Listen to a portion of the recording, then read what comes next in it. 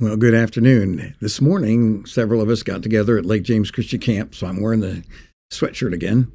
That, and then we took advantage of the day to get things ready for summer camp to get started. There were lots of projects happening, cleaning, planting new flowers, exciting things in the chapel. They put together a video wall. They were putting it together as I left this afternoon. Just some really cool technology that's available to us this evening and tomorrow evening are gatherings around the dinner table to look ahead and to be inspired by some of the premier ideas that are going to make Lake James Christian Camp a premier site for summer camp and for retreats. I'm excited about it. God's doing great things. God has made marvelous promises.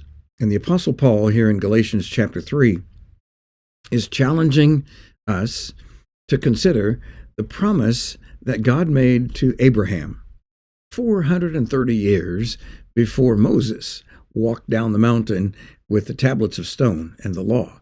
He says, what I'm saying is this: the law, which came 430 years later, does not invalidate a covenant previously ratified by God, so as to nullify the promise. There were people that were trying to tell the Christians in Galatia, you must obey the law or you cannot access this new covenant. You have to participate in the covenant that God made through Moses if you're going to participate in the covenant that God made through Jesus. And Paul's point is, no, that's not it at all. What God did through Jesus is fulfill the promises that he made to Abraham. And the law that came 430 years after that covenant that God made with Abraham does not impact that covenant at all. The Ten Commandments, all the rules and regulations, the laws for living, the laws for sacrifices, the laws for worship and the home and the business and every aspect of life, the law does not supersede the promise. In fact, the promise of God is above and unaffected by the law. On the marker board behind me is a quote from what Paul wrote to the church in Rome. And he's saying, look, if you could be just and righteous before God by the law, that would be great, but that's not what happens. We participate in the promise by faith. And it's the same faith, identical to what Abraham had.